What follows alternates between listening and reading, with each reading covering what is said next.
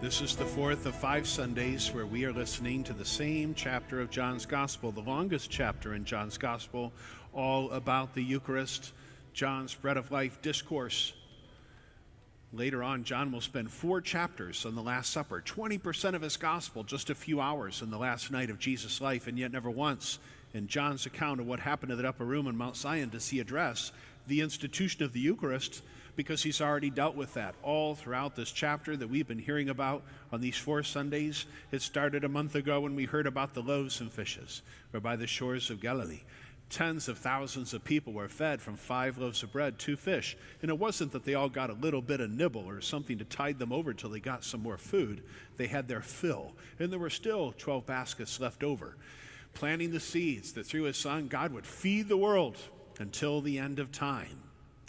Ever since the loaves and the fishes, Jesus has been debating with the very same people that ate that food about what it really means. It was but a sign and a preparation for that which is to come. Namely, when he, at that Last Supper, would take bread and wine and turn it into his body and blood. And yet, then it became a bitter pill for them to swallow.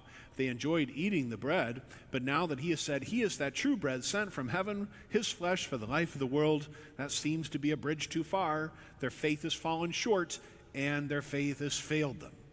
Last Sunday, in the middle of the chapter, it said the Jews were murmuring to each other, "How can this man give us his flesh to eat?"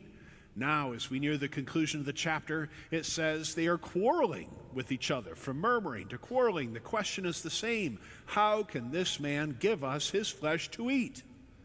The answer is in the question. If Jesus is a man, he can't. If he is God, why can't he? From the very beginning of the gospel, when Gabriel appears to Mary and tells her, though too young, though she's never had relations with a man, she is chosen to become the mother of the Son of God. She said, how can this be? Gabriel had an excellent answer. Nothing will be impossible for God. If these people who have been following Jesus for 1,000 days believe that he is God, why don't they take him at his word? They know that he's walked on water. They saw it. They know that he turned water into wine. They tasted it. He will turn wine into his blood, and all of a sudden, they can't believe that. This is the one that has raised the dead. He's made the deaf see, the mute hear, the deaf hear, the mute speak. He has cleansed lepers. He has done all things and done them well. Why is this so controversial? Jesus really can't figure that out. And yet he is God and he knows everything. He already knew that he would be rejected. He knew that people would not believe. It says at the very end of the gospel, Jesus knew those who would and who would not believe the truth of his words. He didn't make this optional. He made it essential. In verse 53 of John chapter 6, Jesus said, "Unless you eat my flesh, unless you drink my blood, you will not have life within you." It's not just about what we receive. It's about what we believe about that which we are receiving. Not what it is, but who it is. God in the flesh, his flesh for the life of the world. We're nearing the end of this chapter. Next Sunday, we'll get the final installment. And we'll hear the people's reaction. It goes from murmuring to quarreling to outright rejection. We'll hear it in the gospel next Sunday, the 21st Sunday in ordinary time. In verse 60 of John 6, it says, "This saying is hard. Who can accept it?" And then John chapter 6, verse 66. You can remember that, 666. Some of the disciples returned to their former way of life and no longer followed Jesus. That's a definite sea change in the gospel. It's the first time. It's the only time where we see that people who did believe that Jesus was the Messiah stop believing that he is the Son of God, and they leave him. They walk away from him. They're now going to look for someone else to save them. And it's all because their faith falls short and they refuse to believe the truth of what Jesus said. That struggle's been going on ever since. There's still people that believe most things that Jesus said, except this. Perhaps even some people here in this Mass today still struggle with this idea that in the Mass, bread and wine become the body, blood, soul, and divinity of Jesus Christ. Some of the disciples returned to their former way of life and no longer followed Jesus. There were thousands gathered there. All of a sudden, Jesus is standing alone with the apostles. And at the end of next Sunday's gospel, he'll turn to them and he'll say, will you also leave? Peter speaks for the others when he said, Lord, to whom shall we go? You have the words of everlasting life. Which means even though it's hard to believe, if you believe that Jesus is God, then you have to take him at his word and believe everything that he says.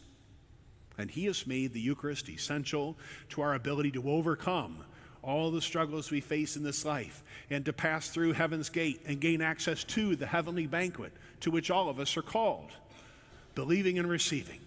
We have to do both. One without the other is not going to be good enough. It's not for his benefit, it is for ours. And Jesus made a great promise to those who are about to walk away from him. Whoever eats my flesh, whoever drinks my blood, remains in me and I in him. And you will live forever. We all want to live forever.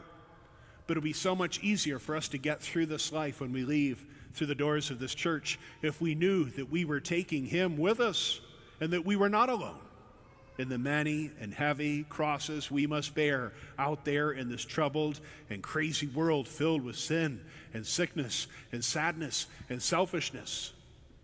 Whoever receives me, I remain in him and he remains in me. We will be one. Just as Jesus is one with the Father, he wants to be one with us. And this is how he's managed to pull that off for 2,000 years, to keep that great promise he makes in the last verse of Matthew's gospel as he's ascending to his heavenly homecoming. On the 40th day of Easter, he was leaving, but he said, I will be with you always, even to the end of the age. It is through his word, it is through his sacraments, most particularly the Blessed Sacrament, that whenever and wherever the Catholic Mass is celebrated, we see a miracle.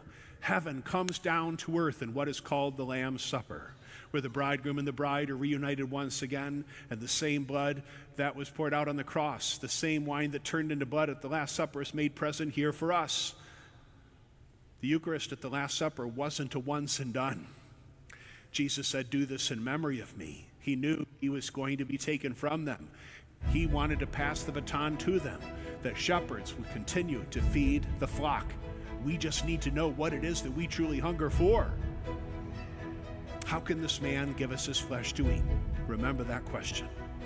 If he is a man, he cannot. But if he is God, why can't he? Why not? He can do all things. And so then, if Jesus has made the Eucharist essential, if Jesus has made the promise that we who receive him can live forever, then thank God he has called us to be here with him.